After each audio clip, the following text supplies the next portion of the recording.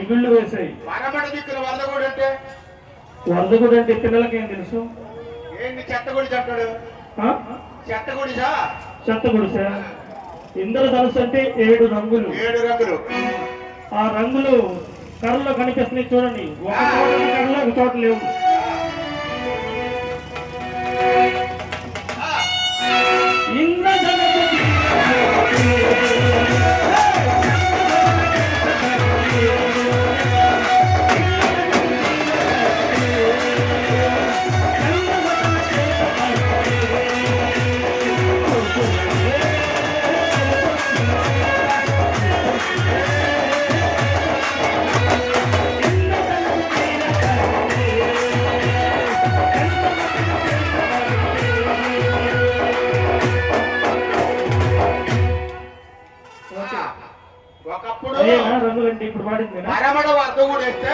పాత బావిల మీద నిండాయట. ఇప్పుడు అలా లేదు, కాలం మారిపోయింది కదా. బావిలు ఉంటాయి కదా నిండటానికి, బావిలు ఉంటే నిండుతాయి. అదే అన్ని కదా. వర్షం కూడా అంత మాత్రంగానే ఉంది. ఈ రోజుకైతే ఇప్పుడు మనం ఇంటికి వెళ్ళినాక వర్షం కావాలా వద్దా? వద్దు, ఇప్పుడు వద్దులే. వర్షం మన ప్రోగ్రామ్ అయిపోయినాక